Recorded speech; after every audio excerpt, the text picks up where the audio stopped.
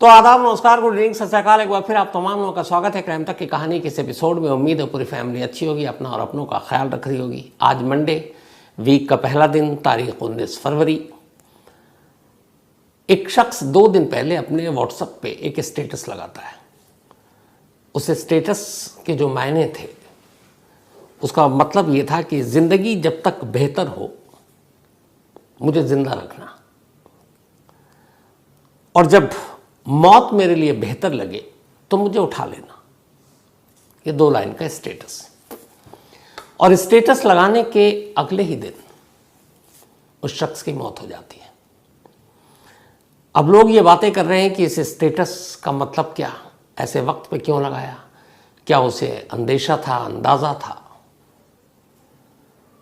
आज की कहानी लाहौर के एक ऐसे फैमिली की कहानी है जिनकी 4 पीढ़ियां दुश्मनी में ही निकल गई। एक एक कर लोग मरते गए, घर में बेवाओं की तादाद बढ़ती गई, और दुश्मनी है कि ख़त्म होने का नाम नहीं ले रही।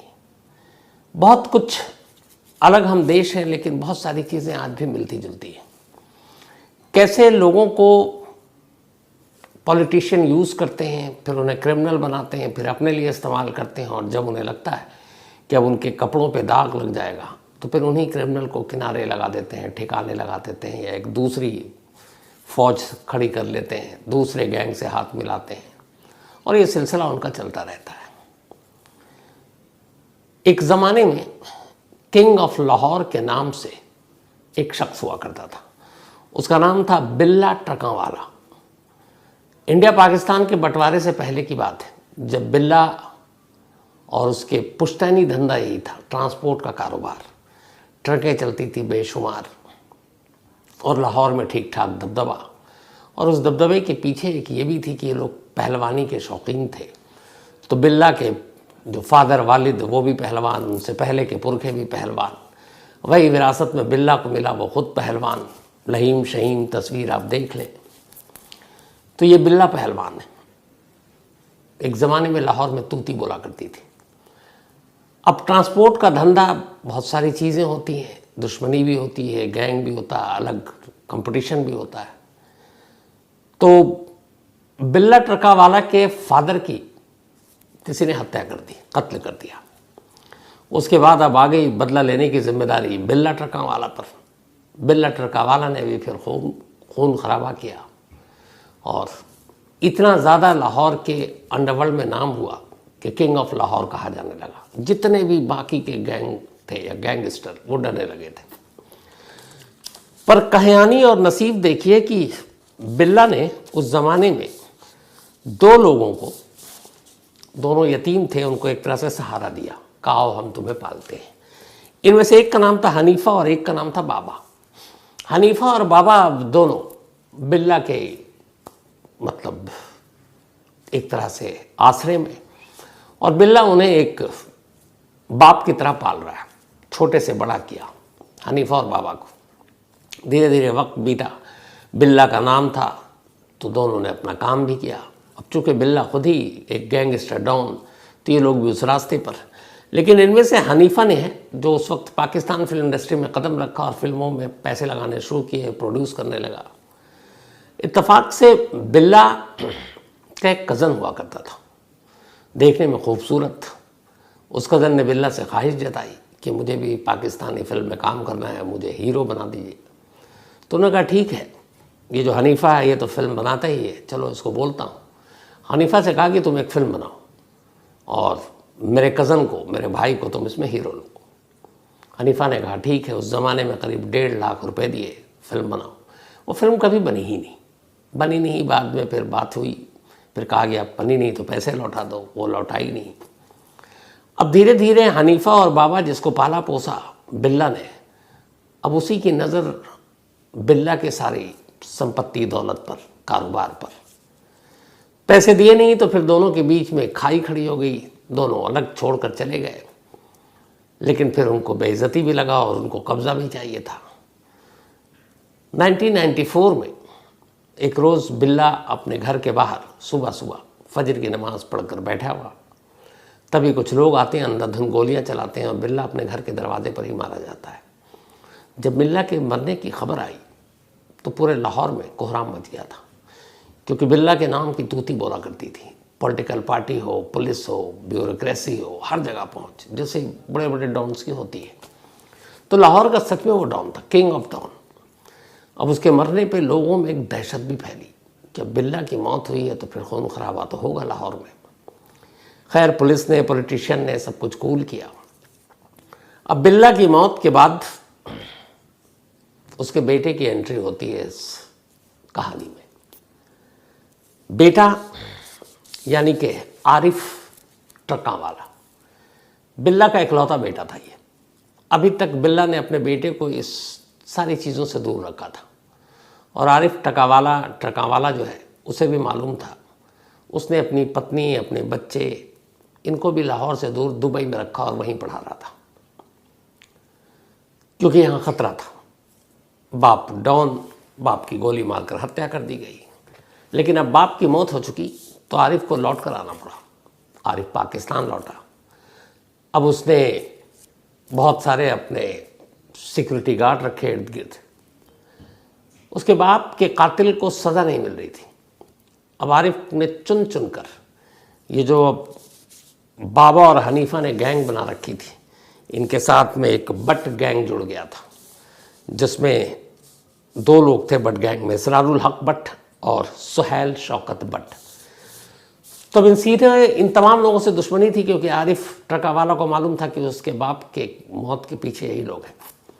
अब गैंग वॉर शुरू हो गया। बहुत सारे लोग मारे गए, एक दूसरे को मारते फिर वो मारता, सिलसिला चलता रहा। इसी खून खराबे के दौर में आरिफ ने डर से अपने परिवार को दुबई भेज रखा था और वो यहीं लाहौर की गद्दी पर बैठता, उसका बिजनेस चल रहा है, दुश्मनी जारी है। तभी 2010 आरिफ, जनवरी का महीना था, दुबई में अपने बच्चों से मिलकर आ रहा था, क्योंकि बीवी बच्चे वही थे। और आरिफ का भी एक ही बेटा था, जैसे बिल्ला का एक बेटा था आरिफ। अब आरिफ का भी एक ही बेटा था, उस बेटे का नाम अमीर। आरिफ ने इन सारे अपनी धंधे से, दुश्मनी से उस बच्चे को, उसकी माँ को अलग रखा दुबई में। 2010 जनवरी में अब आरिफ लौटता है लाहौर लौटता है और लियाकत अली जिन्ना एयरपोर्ट से जैसे ही बाहर निकलता है, पार्किंग की तरफ बढ़ रहा होता है। अचानक सामने से कुछ लोग आते हैं, अंधाधुंध गोलियां चलती हैं और आरिफ ट्रकावाला की मौत हो जाती है। बाद में उसको लाहौर के मियाँ अस्पताल ले जाया जाता है, जहाँ डॉक्टर मौत का ऐलान करते हैं। एक बार फिर लाहौर के इलाके में मातम और कोहराम, क्योंकि करीब 16 साल पहले आरिफ के बाप को उनके घर के बाहर मारा गया। अब आरिफ को एयरपोर्ट के बाहर बिल्कुल सिक्योरिटी जोन में दुश्मनी जग जाहिर थी। लेकिन अब यहाँ पे एक फ़र्क था, वो ये कि बिल्ला का बदला तो आरिफ ले रहा था। आरिफ का बदला कौन ले? क्योंकि आरिफ की विरासत के नाम पर एक बेटा, जो इस लाहौर की तमाम चीज़ों से अनजान, दूर, दुबई में अच्छा खासा पढ़ रहा है, टैलेंटेड, देखने में स्मार्ट, और वो वहीं है अपनी माँ के साथ। लेकिन अब बाप की मौत हुई तो मजबूरी में बीवी और बेटे को लाहौर पहुंचना पड़ा। अब यहीं पर आमिर की एंट्री होती है। वो लाहौर आता है, अपने बाप को सुपुर्द खाक करता है। और अब ये था कि कौन संभालेगा ये पूरा ट्रांसपोर्टेशन का काम। तो अब अमीर ट्रकावाला अगला वारिस बनता है। परदादा, उसके बाद दादा और फादर, तीनों लोगों का कत्ल हो चुका है ख़ानदान में। अब अमीर, जो इन सारी चीज़ों से दूर, पाकिस्तान, लाहौर के इस अंडरवर्ल्ड, इसकी दुनिया से दूर, मजबूरी उसको लाहौर लाती है। अब वो लाहौर आता है 2010 में। आने के बाद वो अब अदालतों के चक्कर काटता है कि उसके फादर के कातिल को सज़ा मिले। लेकिन फिर उसका इल्ज़ाम कि पुलिस वाले भी मिले हुए थे, क्योंकि सामने वाले गैंग भी मजबूत थे। फिर उन्हें ये भी पता चला कि पहले बिल्ला, उसके बाद आरिफ की मौत के बाद अभी तक कुछ बचा नहीं है, बच्चा है वो तो दुबई में पढ़ रहा है। तो उन्होंने भी, जो पॉलिटिशियन और पुलिस वाले हैं, वो भी अलग पॉलिटिशियन के कहने पर, और ये जो लोग थे उस वक्त, शाहबाज शरीफ उसके लिए काम किया करते थे, राइवल गैंग के। तो कानून ने सज़ा दी नहीं। अदालतों के चक्कर काटते काटते अब अमीर जब लौट कर आया दुबई से और जब भी अपने रिश्तेदारों से मिलता उसके कानों में वही बात गूंजती कि तुम बेटे हो, तुम्हें अपने बाप की मौत का बदला लेना है। ये इतनी बार वो सुन चुका कि फिर उसने कहा कि हटाओ, ये जो पढ़ाई लिखाई तालीम हमने ली है ये सब बेकार की चीज़ें हैं। बाप की मौत से बड़ा बदला और कुछ नहीं होगा। अब जाने अनजाने और इस बदले की वजह से एक सीधा साधा लड़का, एक पढ़ा लिखा लड़का अपने पुरखों की इस विरासत को आगे बढ़ाने के लिए खुद जुर्म की दुनिया में दाखिल हो जाता है। अब इसके बाद जो कानून, अदालत, पुलिस नहीं कर पाई, वो अपने बाप के कातिल को ढूंढ ढूंढ कर ठिकाने लगाता है। कई बार पकड़ा जाता है, राइवल गैंग पुलिस को सुपारी देती है, उसको कोट लखपत जेल में भी मारने की कोशिश होती है, लेकिन वो बच जाता है। एक दो बार तो गोली करीब से गुजर जाती है। इसके बाद अब वो अपनी पर्सनल सिक्योरिटी रखता है। सिक्योरिटी ऐसी कि जब वो निकले तो लाहौर में लोग पहचान जाते थे कि कौन जा रहा है।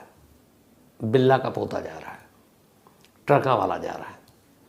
30 से 40 सिक्योरिटी गार्ड, बुलेट प्रूफ गाड़ियाँ, आगे पीछे या सड़क पे किसी को ठहरने, रुकने, देखने, झांकने की इजाज़त तक नहीं थी। ये जलवा था। और उम्र सिर्फ 34 साल। अब वो एक एक कर अपने बाप के कातिल को निपटाता जा रहा है। उधर दूसरा गैंग भी पावरफुल अपने पॉलिटिक्स का इस्तेमाल कर इसके खिलाफ केस पे केस करवा रहा है। फिर कई कत्ल के मुकदमे हुए, ज़मीन कब्जाने के मुकदमे हुए, धमकाने के मुकदमे हुए।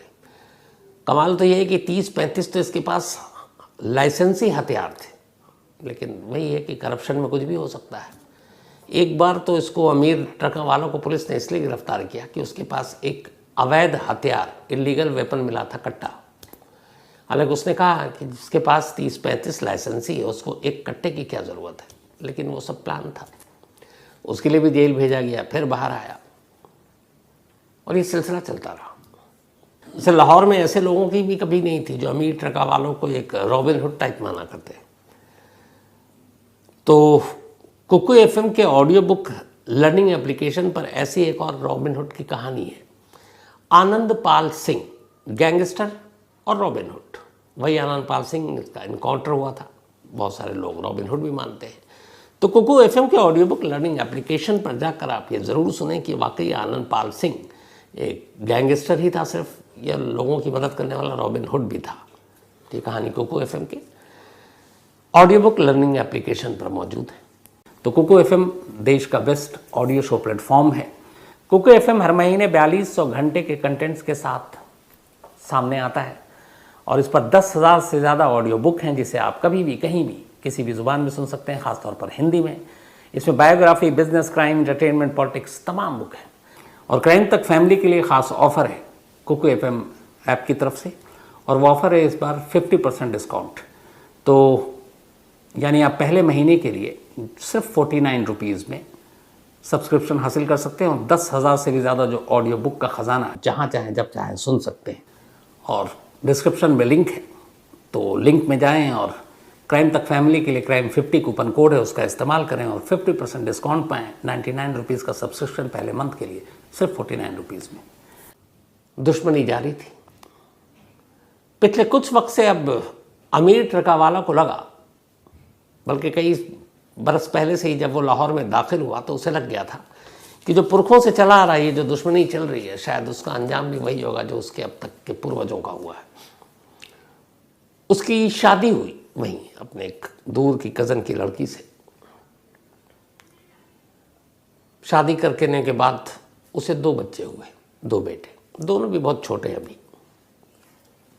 जितने उसके करीब के जानने वाले हैं अमीर ट्रका वाला के, कहते हैं कि वो अपने बच्चों पे कभी जाहिर नहीं होने दिया कि वो उससे प्यार करता और ना उनके करीब जाता, ना उनके साथ खेलता कूदता, इसलिए ताकि उसके बच्चों को उससे प्यार ना हो जाए, और प्यार होगा तो फिर उसके जाने के बाद उनको तकलीफ होगी। तो इसीलिए उसने बच्चों से दूरी बना के रखी।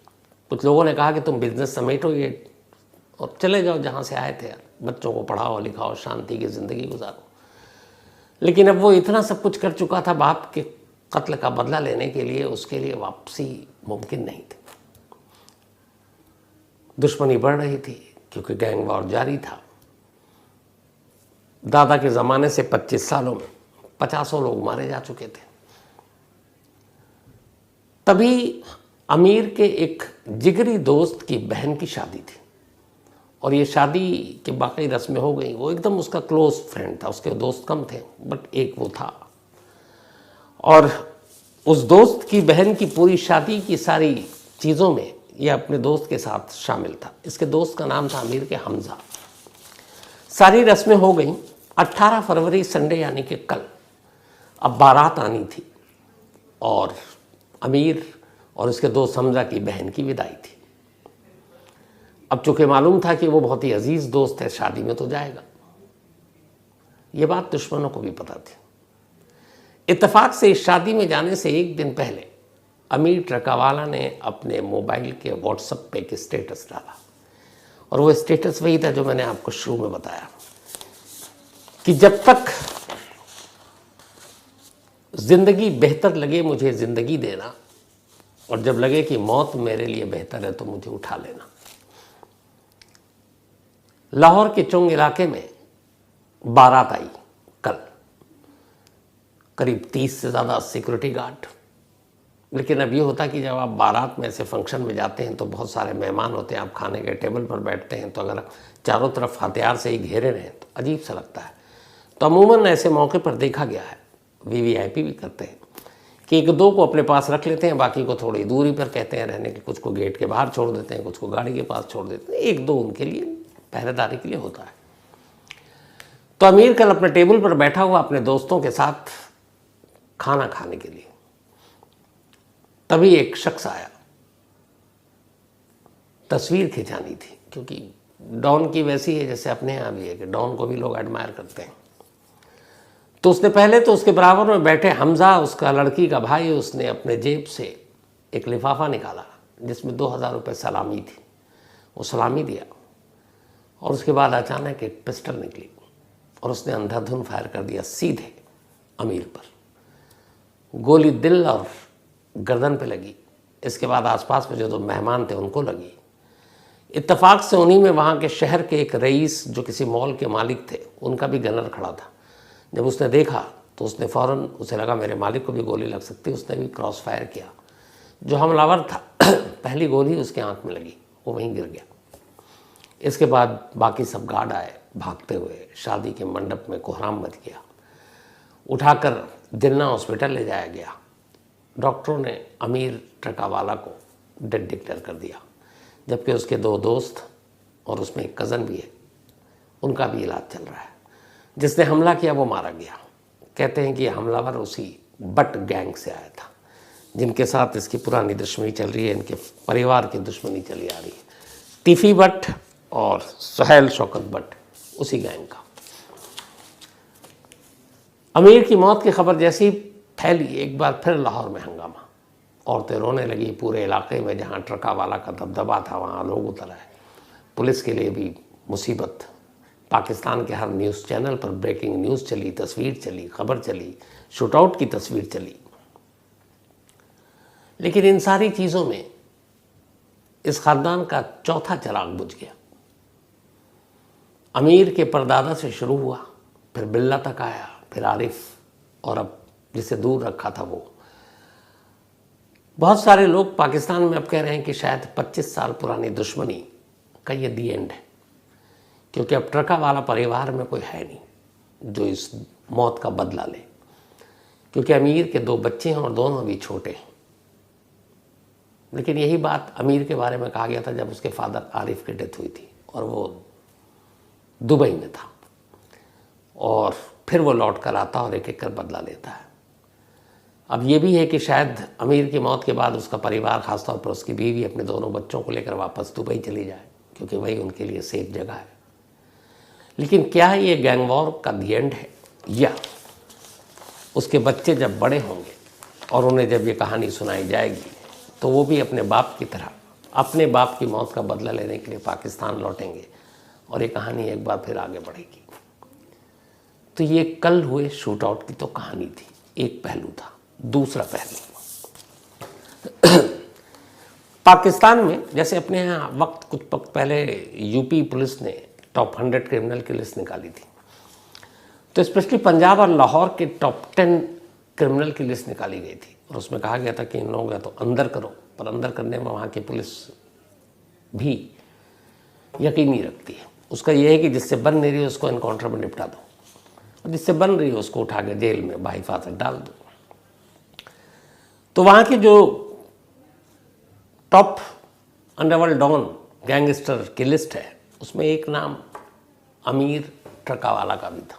सिर्फ 34 साल का एक पढ़ा लिखा लड़का बदला लेने के लिए कहाँ से कहाँ पहुँच गया। इसके अलावा अरशद अमीन चौधरी, टॉप लाहौर के गैंगस्टर अंडरवर्ल्ड डॉन की बात कर रहा हूँ। आबिद बॉक्सर, आतिफ चौधरी, आबिद चौधरी, आरिफ जिससे पहले अब तो मौत हो गई ट्रकावाला, ताहिर प्रिंस, शाहिद म्याओ, बुद्धा गुज्जर, देन अच्छू शुक्रावाला, कालू शाहपुरिया और बशीरा पहलवान। ये जितने इनमें से आधे तो पहलवान हैं और पहलवानी कर कर के इन्होंने जुर्म की दुनिया में कदम रखा। अब सवाल ये कि सब पनपते कैसे हैं। इनमें से बहुत सारे ऐसे हैं जो स्टूडेंट पॉलिटिक्स से निकल कर आए। अपने यहाँ जैसे एग्जाम्पल ले लीजिए, बहुत सारे ऐसे क्रिमिनल हैं जो स्टूडेंट पॉलिटिक्स से बाहर आए फिर बाद में नेताओं ने उनको संरक्षण दिया और वो उनके लिए काम करने लगे। सेम इन लोगों की कहानी है। इनमें से जितने क्रिमिनल हैं ये किसी न किसी पार्टी के साथ जुड़े हुए हैं। अभी हाल में जो अमीर कल जिसकी मौत हुई, इसने मुस्लिम लीग नून यानी नवाज शरीफ की पार्टी को ज्वाइन कर लिया था। इससे पहले ये तहरीक इंसाफ पार्टी जो इमरान खान की थी, टीटीपी, उसको ज्वाइन किया हुआ था। तो होता यह है कि जो सत्ता में होती है वो ऐसे लोगों को संरक्षण देती है, सेम जैसे हमारे यहाँ। लेकिन इस चक्कर में ऐसे कई क्रिमिनल को पैदा सिस्टम कर देती है और जब उन्हें ज़रूरत नहीं होती तो निपटा देती है, फिर किसी और को बुला लेती है। और ये परिवार जो है ट्रकावाला एक और चीज़ के लिए लाहौर में बड़ा कुख्यात या फेमस या बदनाम जो कहें था कि जो अमीर के फादर यानी कि आरिफ ट्रकावाला, इसने अपने घर में 10 शेर पाले हुए थे और लोगों को ये बात पता थी। कहानी तो ये भी है कि कई लोगों को शेर के आगे डाल दिया, लेकिन 10 शेर की तस्वीरें भी पाकिस्तानी मीडिया में, और ये इकलौता था लाहौर नहीं पूरे पाकिस्तान में जिसने 10 शेरों को अपने पिंजरे या बाड़े में जो उसका डेरा था वहाँ रखा हुआ था और उसकी दहशत थी। लेकिन फिर वही है कि ऐसी हर दहशत का एक दिन अंजाम बुरा होता है और अब 25 साल की दुश्मनी ख़त्म हुई या फिर ये 10-15 साल के लिए सिर्फ अभी रुकी है, कहना मुश्किल है। तो आज की कहानी में इतना ही।